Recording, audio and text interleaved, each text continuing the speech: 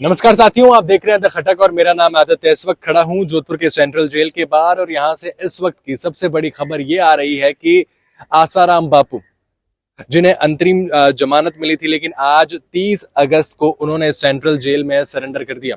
बताया जा रहा है कि जनवरी 2025 में लगभग 12 साल के बाद आसाराम बापू को जमानत मिली और इन्होंने लगभग 3-4 महीनों में कई यात्राएं भी की इलाज करवाने के लिए, जिसमें से जोधपुर, जयपुर, ऋषिकेश, इंदौर और अहमदाबाद में इन्होंने एलोपैथी और आयुर्वेदिक इलाज भी लिया।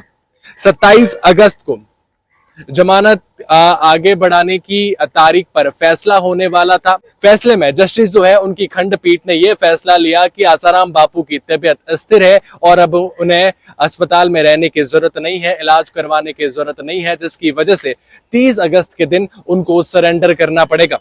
बताते चलें कि आसाराम बापू जो है 2 रेप केस मामले में उम्र कैद की सजा काट रहे हैं। पहला मामला गुजरात के गांधीनगर का है, दूसरा मामला राजस्थान के जोधपुर का है, जहां ये आरोप है कि आसाराम बापू ने 2 नाबालिग बच्चियों के साथ रेप किया। गुजरात का गांधीनगर और राजस्थान का जोधपुर, यहां 2 बच्चों के साथ रेप के मामले में अब आसाराम बापू को सेंट्रल जेल लाया गया है और उन्होंने लगभग समय दिया गया था कि 11 बजे से पहले आसाराम बापू को सरेंडर करना होगा। गुजरात के मामले की अगर बात करें तो उन्हें 7 जनवरी को जमानत मिली और जोधपुर की अगर बात करें तो थोड़े दिनों बाद उन्हें जमानत मिल गई थी। ये बताया गया, उनके जो वकील हैं निशांत बोड़ा, उन्होंने दलील देते हुए ये कहा था कि आसाराम बापू को इलाज की जरूरत है। फिर मेडिकल अहमदाबाद का जो सिविल अस्पताल है, उन्होंने एक मेडिकल बोर्ड बनाया। मेडिकल बोर्ड बनाने का उद्देश्य ये था कि ताकि पता चल सके कि आसाराम बापू की हालत कैसी है, उनकी जो जांचें हो रही है उस रिपोर्ट में आखिर क्या आ रहा है।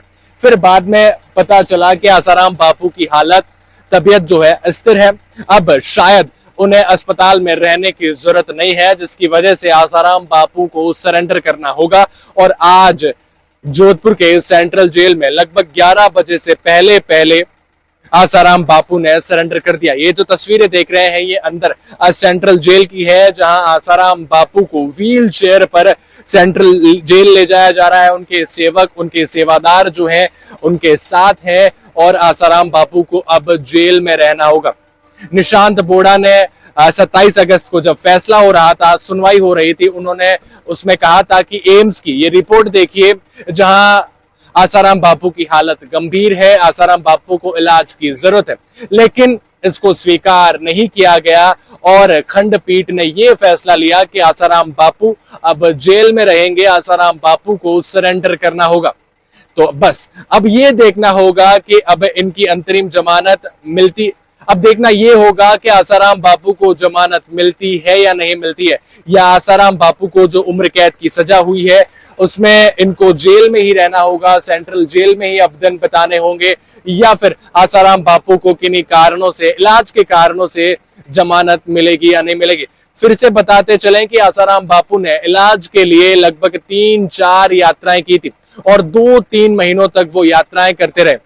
इंदौर, ऋषिकेश, जयपुर, अहमदाबाद और जोधपुर में इन्होंने एलोपैथी और आयुर्वेदिक का इलाज लिया और अब आसाराम बापू जेल में दिन बिताने वाले हैं। इस बारे में आप क्या कहेंगे जरूर बताएं और ऐसी जानकारियों के लिए द खटक के साथ जुड़े रहें।